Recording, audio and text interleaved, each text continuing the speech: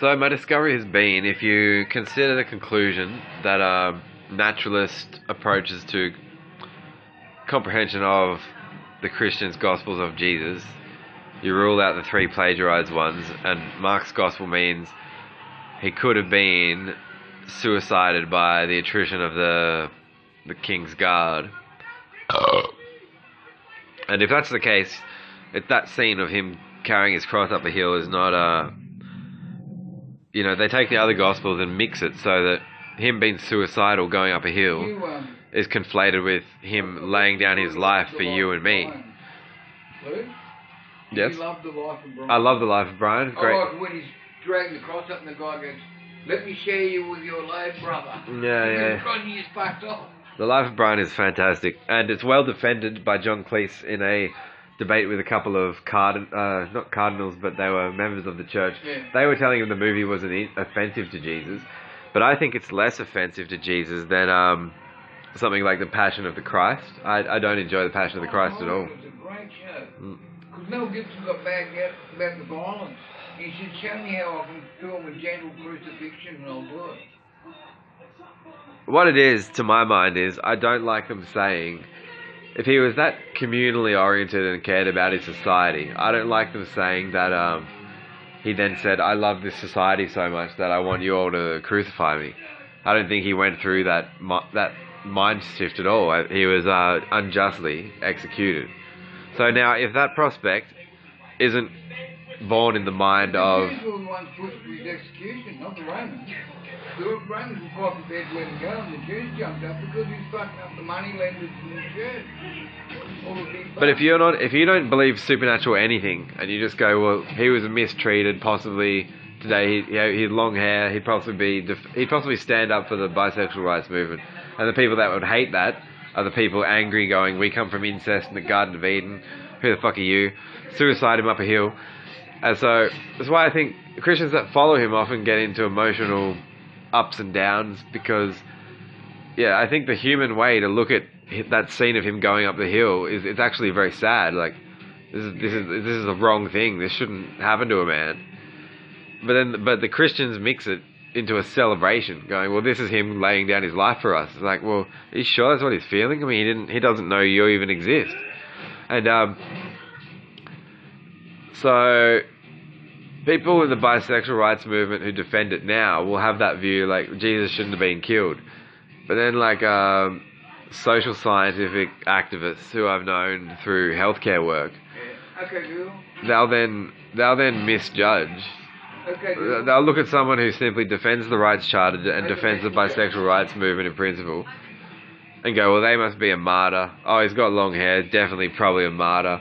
He must be going around preaching shit to everyone, trying to teach everyone all this shit." And you're not at all. Like, you're telling everyone to question the shit out of you. So that is not a preacher or an ideological activist. You deal with obstacles, but you don't dictate anything to anyone. So in their mind, they get this scientific curiosity in studying your life because you've moved beyond the things that they haven't yet explained and come to terms with in their religious discrimination and bigotry. So it's like, I don't want to be confused with the phantoms that they're yet to reason out in their B grade comprehension of philosophy, backed by 16th century Freemason poofed shit. No wonder they're a secret church. The only thing impressive about them is their secrecy, which is to say, us knowing nothing about them.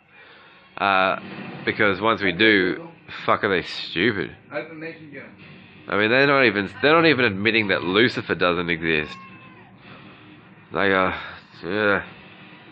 I'm no Christian. They're more. I'd say they're more Christian thinking than me. I'm an antichrist, but I do not accept Jesus' death as a good thing. I feel they're terrible for him. And then 3-story rewrites decades later. He flew over the... they may as well said he flew over the buildings in Palestine in a single bound, and he turned kryptonite into methamphetamine for me. All this... And so why are the Freemasons so clever to think that they can extrapolate from these plagiarized gospels about Jesus that it's proof that he was a martyr? It's words been put in his mouth after his unjust death, and they're like, all these gospels are proof that he was a total martyr. And it's like, your church is spastic. Your church is so damn spastic. Like, I would debate anyone in your church to your face right here, right now. But the Freemasons don't do that. The ones I've known, they do everything from a distance. They do their best work in the dark. As old, pineapple slice hair candy, calling me a fag and, lifting his socks up like he's, about to spy on, 1/4 of the boys at Marist College. See how many of them can he put in a psych ward. Stop pulling your socks up, Gary. Look at the women. Talk to the women. The empowerment of women work wonders for your business.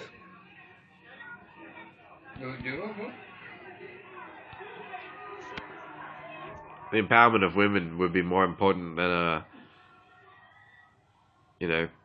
way more important than failing to go, yeah, the devil doesn't exist. The Church of Satan have been saying the devil doesn't exist. They're a lot more progressive than these. They're actually, it's a 16th century church, the Freemasons. They think they've got this all-seeing eye and they can see everything. They can't even see the devil doesn't exist. How fucking stupid. It's so stupid. I understand that if you scrutinize the narratives in the Bible with the arguments between God and the devil does seem more cunning and smarter. But that doesn't mean like we go that the devil must exist and he's defeating God over and over and over. It's like they're invoking two deities. Monotheists are stupid enough as it is. Why have two? And then go. And we're social scientists as well. So what a coincidence! They're interested in explaining why you've got a split personality, and then they go to church on the weekend and imagine the devil fighting Jesus, fighting God, and beating God over and over. Like that could be their split personality. Like get the devil out of your head. Doesn't exist. Go talk to the actual higher echelons of the Church of Satan. Talk to Anton LaVey and Zena. Oh, Anton LaVey is dead, but his daughter Zena and people like Nicholas Schreck. All they'll say is that Satan means like I'm prepared to think like an opponent to you, and I can contest you, I can question you. Satan is a Hebrew word for opponent. It's not even a word for this devil exists. Yeah. So what an archetype is, it's like you're not believing in a supernatural being real. You're just inferring symbolic meaning from the archetypal word. That's when it gets a bit existentialist, and you can go, well, they have that term devil's advocate where you're cross-examining someone a certain way. But that's a method that's a form of language. It's a linguistic thing. It's not. But then they go back. I understand from my understanding they'll then go back to their church on the weekend and chant to Satan and go like, it's gonna fuck all their social science studies are gonna be just dankly convoluted by every form of violation of the Religious Discrimination Act. They shouldn't be doing. If they loved the scientific method, they would have ruled the devil's existence out right away. And the Church of Satan. itself. Yeah, of course. No. It's called the Earth's mantle and core and things like that. Yeah, all that comes out of the Earth being flat and heaven being in the sky, and it's very, very archaic thinking. Yeah, so watching them try and do the studies they try and do, and their epistemological arc and their metaphysic, you can just see them in their own minds going, oh, aren't we doing the devil's work? And they don't know if it means it's good to catch a bad guy or to invent a bad guy or make someone imagine themselves as a bad guy. And it's very similar to priests trying to affect a religious conversion on you when they put you in psychiatric counselor booths. And they're like, so do you think you're hearing voices from the TV? I'm like, well, sometimes on the TV people do have mouths. Some of them move their mouths and, you know, what's it called? Saccadic, yeah, if they use their vocal cords, it does indeed seem that they have voices, or they have each individual has a voice. So, insofar as I have eardrums and they speak, I suppose I do hear them when they're speaking on the TV. Richard Moorcroft from the ABC News, he's very good at that. He has a voice. I can hear his voice. But they're trying to make it into a nutty profile. It's just absurd.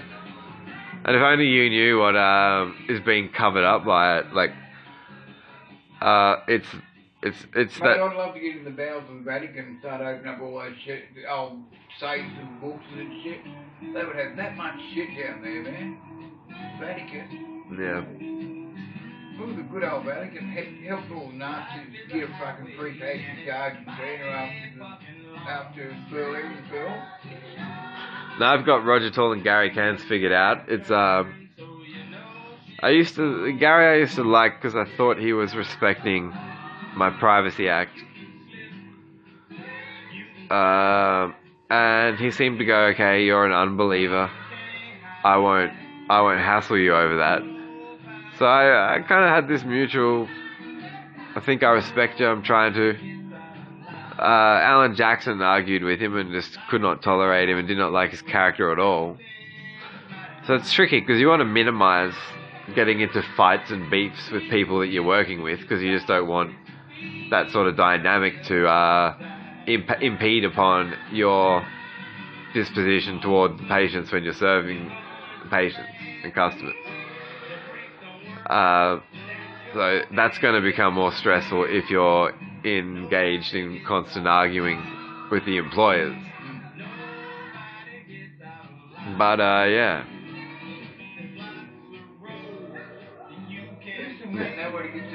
A Freemason social scientist in his mind, the devil is fighting God over and over, and he's fascinated about how many people can I say have like a split personality. So in his mind, his religious mind, the devil just pummels God. It was about the Freemasons, this guy was talking. And he's going, woof, woof, woof, woof. He said, I'll answer that question. Like this, mate. He said, I'll answer that question. That's a Freemason science saying I'm lying. You know all these tricky little handshakes and fucking gestures and so on? Yeah. When he went like that, that's any Freemason knows that means I'm lying now. Well, they're saying such mean things about me being nuts because of video. Those are the topic. They're the best grades I got in all educational institutions. So it's like they're taking my favorite trade and trying to make it the cause of my illness. And I think that's like, is that the wrath of the Masons? Or like, I don't think I can permit it. I mean, do I have to start? They're being mean, you know. I could if they don't get all visual and be all about appearance. They want me to take up that sort of attitude. Then I could go, okay. Gary Cairns has his hair. He doesn't have that whole receding male pattern baldness, but he does have this grey hair. It's almost like in a circle, like a pineapple slice of grey hair.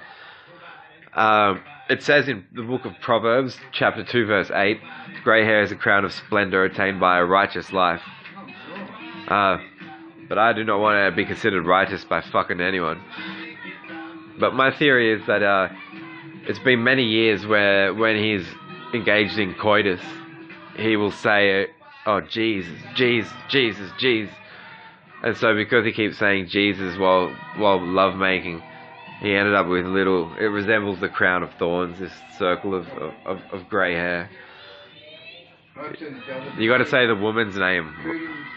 You're supposed to say the lady's name when you get climactic. That vein, he yells out his own name when he's coming. Don't say the name of Jesus when you're coming, because you hope you'll have a second coming. Say the woman's name. She will be complimented. Complimented. Yeah. Yeah, this same said, God was so vain he yelled out his own name when he was coming. And his idea of multitasking was piss him in the shower. We hate love. We love hate. We hate love. We love hate.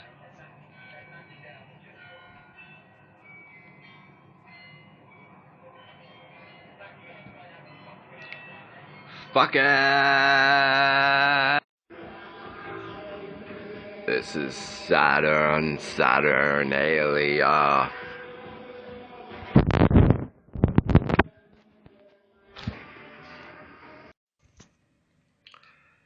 When the owner of Capital Commerce dictates a sexual orientation to you at work during work hours, you aren't a documented, registered employee, so it's a question mark. What do you have to do to prove yourself that you should be, as almost 9 years of working under that. So at some time they decide you've met their standards, but the fortunate thing is no one actually practices sexual acts during work hours in the pharmacy. So if you pretend to act gay because the boss is telling you that's what you are, you can act like a fictional character almost. In that sense, the serving of customers was always a constant relief, because I can be more genuine when serving them. And these sorts of tensions were lifted if the managing pharmacist on a given day was, and we were not greeted by the owners. Are quite adamant they can tell you what you are.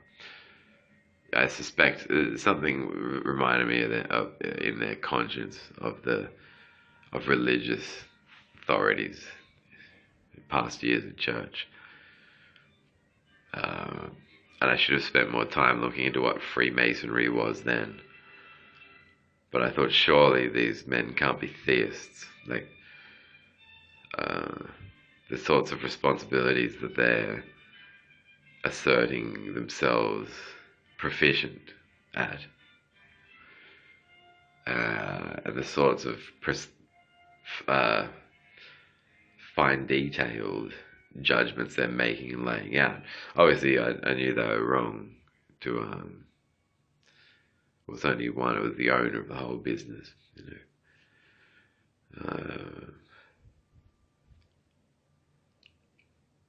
But yeah, then I guess what they got for their $15 an hour and no, in terms of employment stipulated on paper.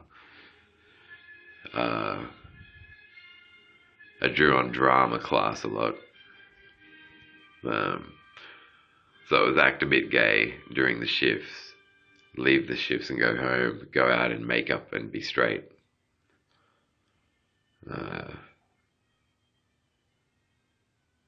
And that was the general tango. But I guess I didn't consider it meant I was scarcely known to any workmates really outside of work, unless I'd spent time with them and talked philosophy or talked about things that my character's based on. And locum pharmacists like Alan Jackson knew, yeah, I'm an atheist. I asserted myself as an atheist. So just the key thing to remember about that is that that person has chosen to abstain from subscribing to theistic belief. So that could be the devil, it could be God, it could be Zeus, it could be Thor, it could be Odin, it could be the flying spaghetti monster, it could be Titan, it could be anything, any being that's a theistic, supernatural being you don't believe in. But yeah, that said, it's quite a minimalist descriptor, because people don't tend to define themselves by what they're not. We're non-astrologers, so do we get up every morning and go to pick up a morning coffee and say to the guy at the cafe, or the girl at the register, oh, hi, good morning, I'm feeling really like I'm not thinking about astrology today. I'm really not an astrologer today. It's not an activist in any way that you would liken it to religious activism. It's not that at all. Religion, atheism is a religion in the same way that abstinence is a sex position, or off is a TV station. It's a non-thing. But the advantage to it is that when you do adopt scientific metaphysical thinking, it's not caked on top framework of loaded faith-based assumptions that of a system of faith that's lies. And I've watched this happen. I thought, oh, how dangerous. You're in healthcare and you've got a faith-based system to fall back to. Like, what beliefs we have about the customers, about... and it's interesting to observe, what nonsensical... how one might get angry at a type of disposition in a certain customer because they, in their own way, have to some extent ad hominem profiled it. And you're always forced to step back and watch it going, how do you feel qualified to believe that these judgments you're pronouncing to the discredit of this customer, the charge that the way in which they're articulating their health needs are illegitimate.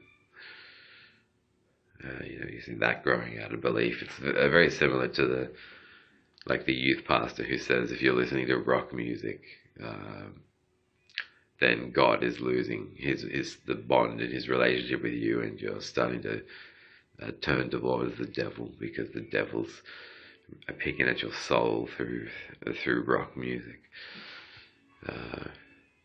But it's a whole swag about the terms.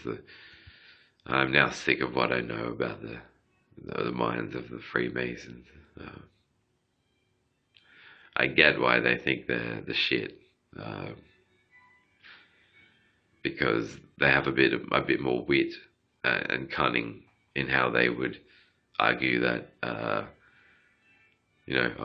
instead of reading your Bible and saying that God did all this, we're cheering for Lucifer because Lucifer's character outsmarts the Christian God in the Bible. That's fine, but you don't tend to analyze it. It's evidence of a poor and unthorough assessment of Christianity too. When you reject it, that you give your reasons for rejecting it, and amongst my reasons for rejecting Christianity is the fact that I have no reason to believe that any existence of a theistic entity is true or justified. So, that tends to be the big reason. That's the big one when people are deciding to reject Christianity. That it's that they truly cannot find a reason to believe in the existence of the biblical God. Plus, in addition, you could say, yeah, he's a monster, in many respects. But once you conceive of that notion, no reason to believe in this deity, you then turn and ask, well, what would be the reason to believe in any other deity? What do the Freemasons think of Apollo, Apollonius of Tyana, Zeus, Odin, Thor? I assume they have no reason to believe in them. So they're in the same barrel then as the Christians and all the other theists and the Muslims and the Jews to explain why their deity exists. The Church of Satan are more progressive than the Freemasons then, because they don't consider Lucifer to exist either. They sort of treat it as like a Jungian archetype for your will to be oppositional in your point of view. Like an opponent or the one to question. That's, I think, drawing on some Socratic themes there about questioning. But, yeah.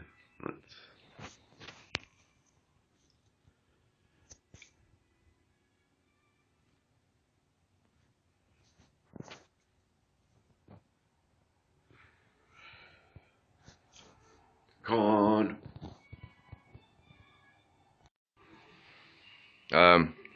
Yeah, so in continuing that conversation, this went on for a while. Some pharmacists, this often even was an issue raised in that information magazine for pharmacists that goes around. One common issue it raises is that of the managing pharmacists dabbling in their own goods to some extent. It had been a known problem, not naming any names and preserving anyone's anonymity, of course. But Roger and Gary were very strict-minded when it came to abstaining from the use of substances. Just have a few beers at staff conferences. They really didn't want to use substances, but then the prospect of dabbling in roids, dabbling in a bit of roids, they thought was it came to appeal to them. They have a close bond as the two partners that founded the franchise, and Roger got a little enthusiastic later and went and tried to sell his roids for about $100 to to an AFL player, and the AFL player was like, "All right, well, I've got training like next training session in 2 days. Can you hand me the roids?" And then Roger proceeded to spread his ass cheeks open and start pulling at this decrepit bulbous vein that had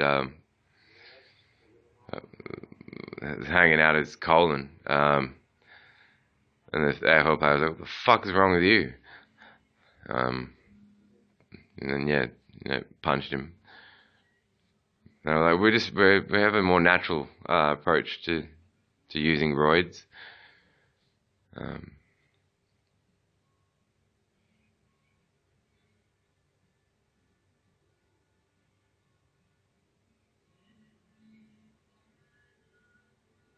And he said it's the less expensive brand of roids. Comes from the same factory. It all comes from the same factory. Gary stepped in and said. But the AFL player wouldn't put up with any of it. His name was kept anonymous, definitely. He's like, "Yeah, fucking guys own a pharmacy, you think you can pull shit like this? When I buy roids, I want quality roids to inject into my muscles. I do not want to play with a dangling vein that's flopped out of your colon."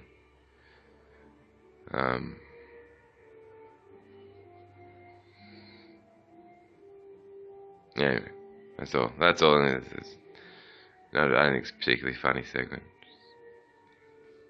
Some of the rumours of the adventures of these two. What they're doing when they're not hacking phones.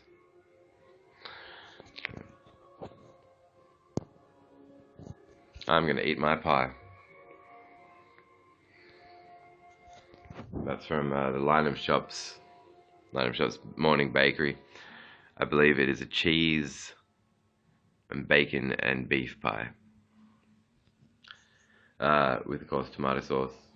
But I do like these pies with cheese in them. I think that's the bomb shizzle.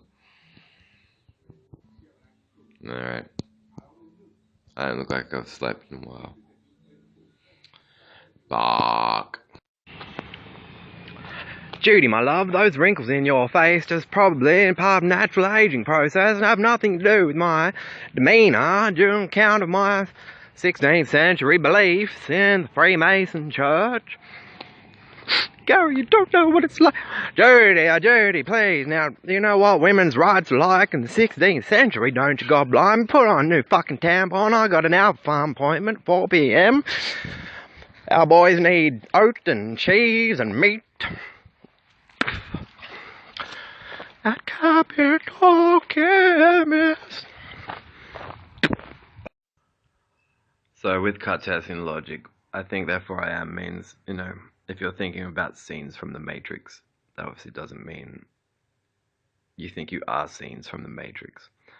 So he wrote in a time when an emergence of celebrating consciousness in humanity was something of a new thing. He made some interesting arguments about same shit here, same shit there, between differing religious sects. And there's some merit to his points, I think, but I don't think you can take I think therefore I am and then say that you are everything you think about. So that's one way you could debunk potentially that statement.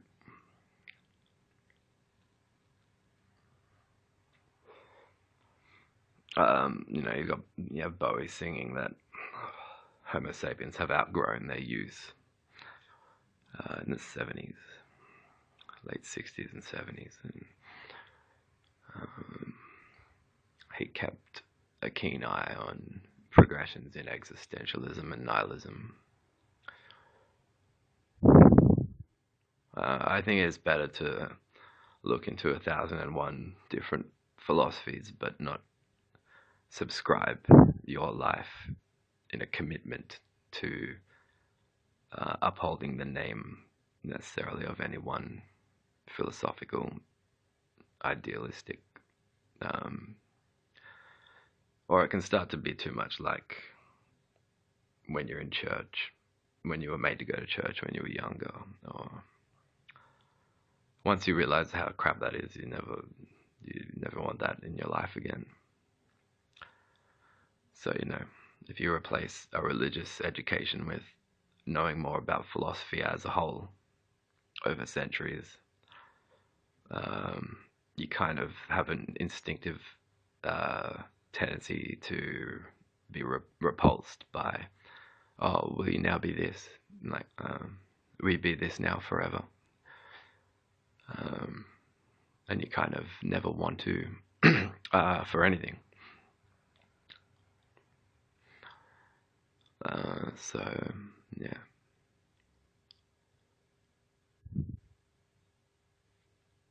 Yeah, it's an interesting alternative.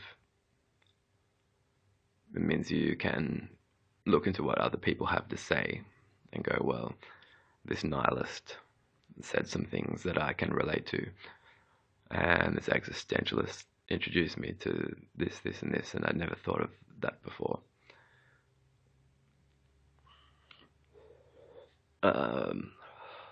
But what you try to avoid is that other people can approach you and say, well, if you call yourself this, then you must think this. And they can hold you accountable to ideas that you don't necessarily assert, or perhaps haven't even learnt about yet.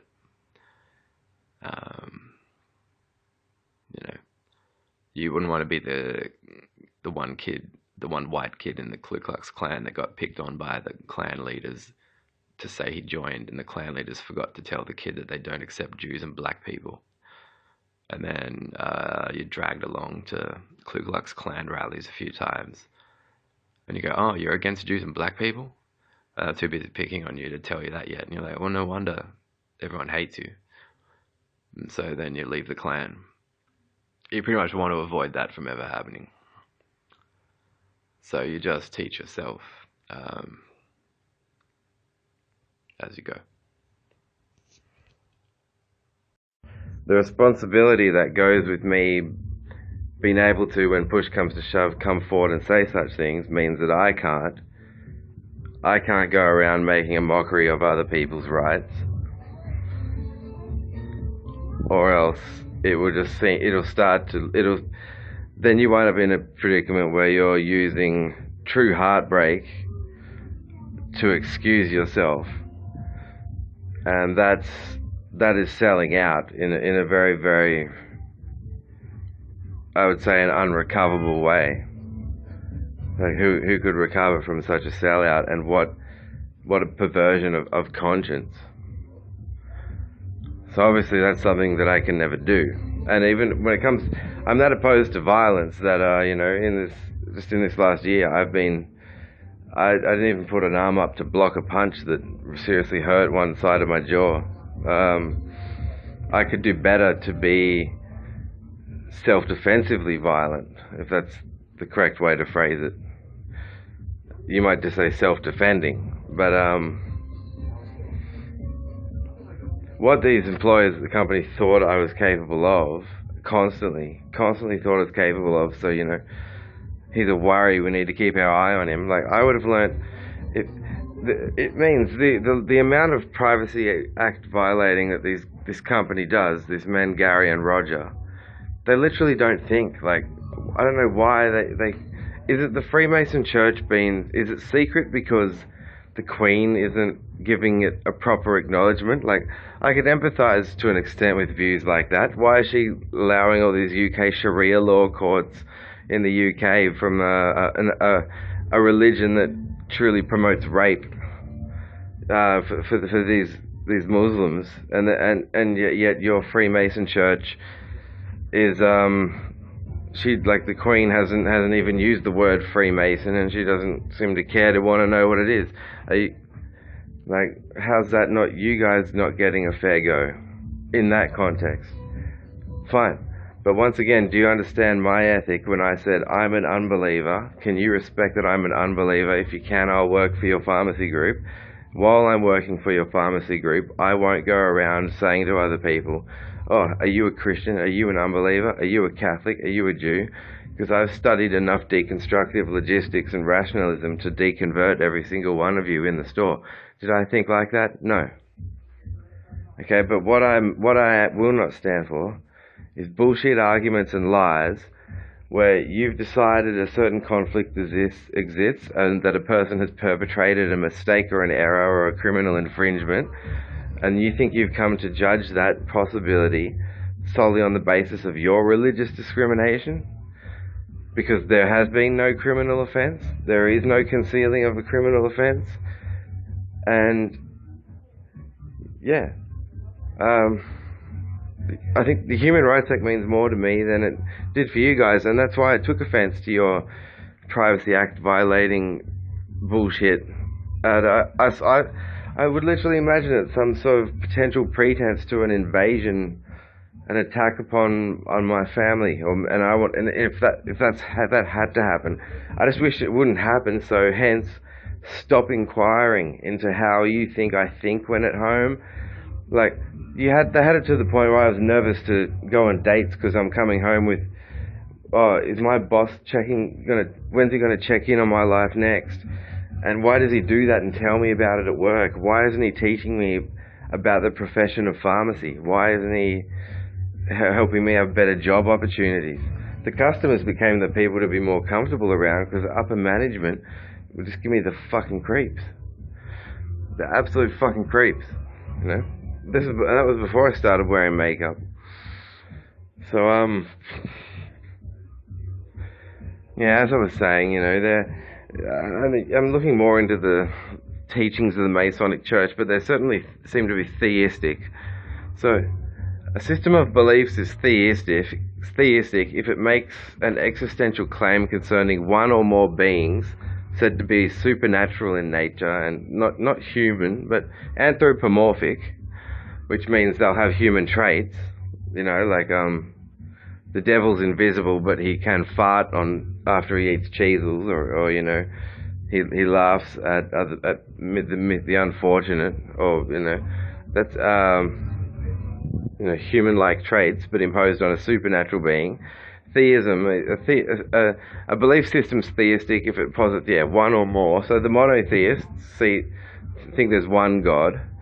I guess they're duotheists. It sounds like the Freemasons. So they're saying things like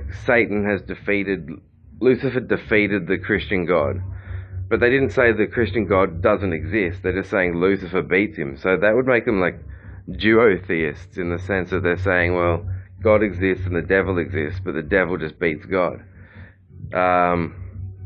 Whereas conversely, there are liberal Christians these days who will say, no, the devil doesn't actually exist at all. Actually, there's even liberal Christians these days saying that God doesn't exist at all. I got a phone call. I'll take this. I'll be back.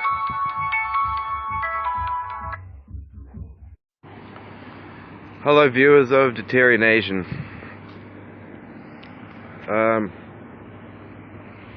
I am the writer, director, and main host. I'm here with my good friend Chris, the otherwise Chris. Don't kill me without my permission, please. Chris is very busy right now. Production-wise, we've reached around the fringe of 40 episodes, but there's still quite a lot of footage I need to go through, and particularly some multi-hour, numerous hour segments that need to be trimmed and that will end up going into, you know, spanned over a handful of episodes. But it's been quite a tiring bunch of months. But however, it's just good to finally have some of these basic concepts officially documented and stored on a YouTube account, so that you know, it's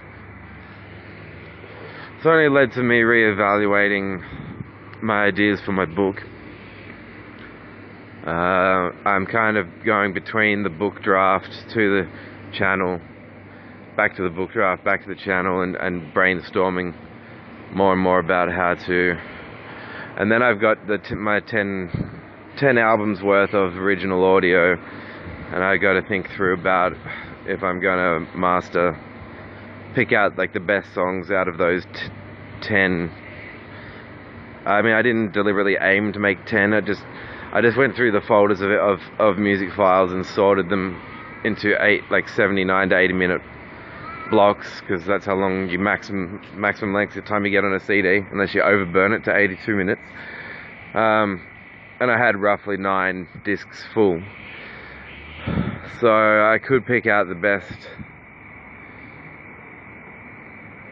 you know, the best dozen songs or something, or a full disc's worth of songs, and try to get a disc mastered.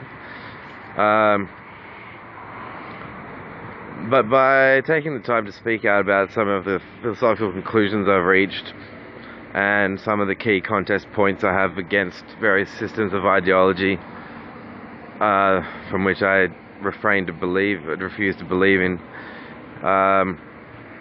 it has helped me to step back and think. Before the idea of making this show, I had a 1,200 page book typed, and then I decided, nah, something doesn't feel right about this book in its present form.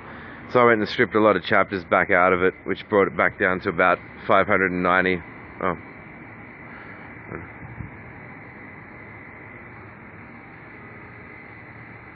That's where I always get shaving cuts. Stripped it back down to about 598 pages, which is where it's at now. But I don't just want it to be. There were years where I was just enjoying the logical deconstruction and falsifying of religious systems and their theological claims. And then, but I definitely shared in that experience of atheism not being enough. I just don't want to go off onto tangents like, wow, now that there's no God, shall we look for UFOs or accuse the government of hiding them, or should we wonder about what life will be like when robots are made and if they'll take over? I just don't think I did yet have this sense that there's got to be more to this, the philosophy of like to lifestyle philosophy than atheology, like atheologies.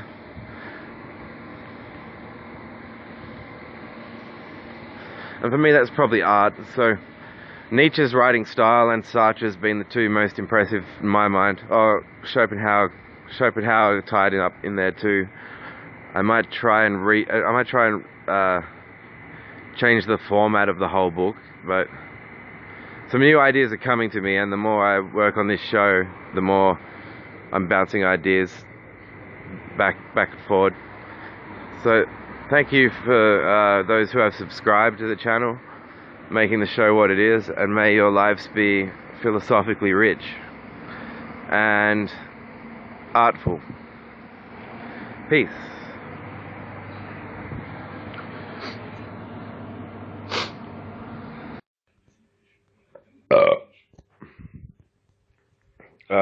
So because of my upcoming book project, it's probably the reason that much of Deterioration has been of a philosophical nature, much of the segments.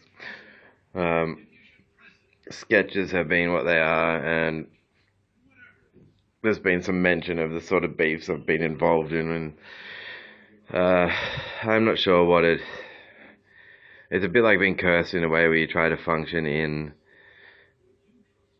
professional environments that assert themselves as professional and having a standard of professionalism, but wind up being so hypocritical and unreliable, and then they constantly fixate on elements of my childhood that I wish were just respectfully ignored and by professionals that you're dealing with. And if you're wronged by someone you work for, then they'll get together and say, "Oh, can't we make this out to be about his childhood as well?" And they'll abscond, potentially getting charged for mistreating you in the workplace. So healthcare, I've now ruled out. I regret completely working in pharmacy and working for healthcare, and I'll never do that again. I'd prefer to have been a meth dealer than a pharmacy assistant. I would have been better working conditions, more reliable business associates, and people just in general would have had more integrity, I think. But that's retrospection there. So as I said, there's the book I'm working on, and in a way the web show's for me just to have a log. It's also, my reputation's been attacked in various ways throughout this decade, so in a way I've responded to that with this webisode series. So it's just there so that if people really, I don't consider myself to be that tremendously different to anyone else, but so that people can have some idea of the sort of things I think about. And philosophy is a subject that I think is very important to me. It grew in its importance to me after leaving the church. So high school friends would probably remember me involved quite a bit with church till I met my first girlfriend, and then I was still into the same bands that I was back then, Korn and Manson and metal bands, but I stopped being religious around the start of the millennium, leading up to the start of the millennium, and I've never returned to being religious. So the loss of David Bowie is another thing that has saddened me, in particular in this decade, and in my reading life, and in terms of all Bowie has done just in the arts, and his contribution to his pioneering of the bisexual rights movement, I always found fascinating, and noticing the bigotry that like Christians will show towards it, and religious groups will show towards it. I find that interesting. I think a movement that's still arguably in its infancy, first generation infancy, It's important. It's still kind of the time to be working out why, if it's not been shown enough respect, why isn't it being shown enough respect? And in my case, from my observation, it keeps coming back to negative attrition from religious bigots. And since I'm already interested in dangerous minds and human rights abuse from religious people, anyway, I decided that that all sort of ties in, has its interrelates in certain ways, and so a lot of these ideas that I'm talking about on this show will be written about in better detail in my book. My book potentially was about to be submitted as a complete draft for, to get reviews and gauge eligibility for publication. But there's going to be a revamping, and there's still some chapters that are incomplete. I spend a lot of time studying debates on YouTube where I track like the most prominent atheist debaters that go around. I watch a lot of Christopher Hitchens. He passed away in 2011, but he debated people like Tony Blair and lots of people trying to say that science and God are compatible, or you can't have morals, you can't have justifiable moral systems without God belief, and all these interesting topics. And I wanted to try to research concepts that I could put into a philosophy book that, in a way that it hasn't been done before, and that's a very hard question, and I devoted a lot of my time to it. So I feel that I'm finally getting somewhere with that. Plus, there's been the poor health of this decade, which is another thing. So I would say this website is also an outlet in that regard. It's a way for me to lash out and, some respects, show I'm pissed off. So I'm doing. It's got that level to it as well. Anyway, have a cheery evening. Good afternoon, good evening, and good night. That's the other thing I think about in the makings of the mad scientist. What is it that fuels their thinking? And the religious idiot has their ideological beliefs and their cause. The things I go, oh, but I really believe in this. That's like that Christian woman in the States really believed in God, and she really believed that God told her, I need you to drown your children now in the bathtub.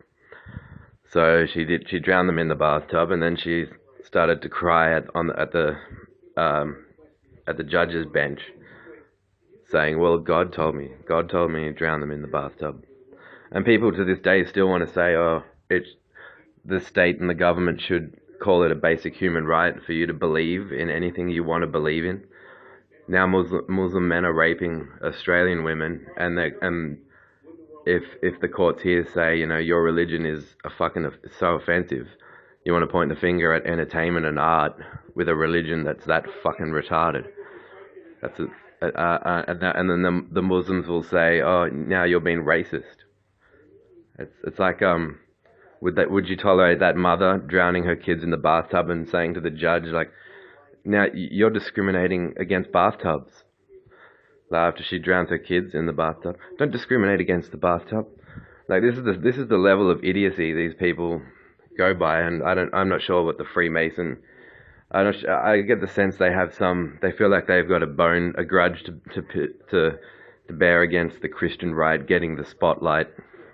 That they possibly feel that their church, if they possibly feel the Freemason church should have been getting this success and notoriety that they might then say the Christian church has, and look what it's done with it, and look at Cardinal Pell. But then they still show those, Roger and Gary's case, they do show those elements of the same religious nutcase, but now it's hybrid crossed with the scientist in principle, which is what, like, well, if it furthers science. So, it's like that. It'd be that woman again drowning her kids in the bathtub because she wants to see how the body after the fatality, how long it takes to spit the bathwater out from collecting on the lungs. So she's like, well, if it furthers scientists, if it furthers science, if it furthers medical science, if it furthers medical science, scientific curiosity. So Gary and Roger they've got the double end, like the dual idiot bells ringing. They've got their beliefs, which are shit, and the most they'll say about them if you confront them with their own holy books is, oh, Luke's discriminating. And then you've got their pharmacists going, well, we got to further the frontiers of science. So, and with those two nutty ideas intertwined, you don't know which aspect of their personality to hate more. Hating them for one good reason isn't good enough. Like, that's what you realize. They deserve books, the press, then the courts, then the prisons.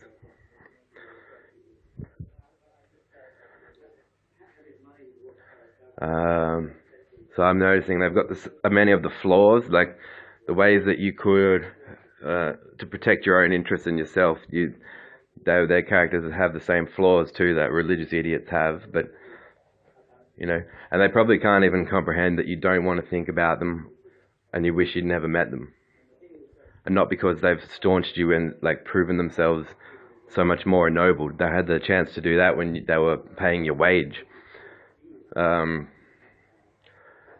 Instead, they're like, I'd rather talk about Freemasons and call this person a junkie and this person a script forger and this person this. Okay. They'll turn you very fast off the profession. Because if your profession is you want to observe the ways that religious discrimination can compromise the integrity of a business, then working at Capital Chemist is a good way to go, because Gary and Roger will show that all the time. I'm waiting to see them bash up a cancer sufferer for hogging too much radio. That'll be their next move. They'll be like, how dare you use up Australia's radios, selfish cunt! And then they'll kick the head of a cancer patient in. Freemason power.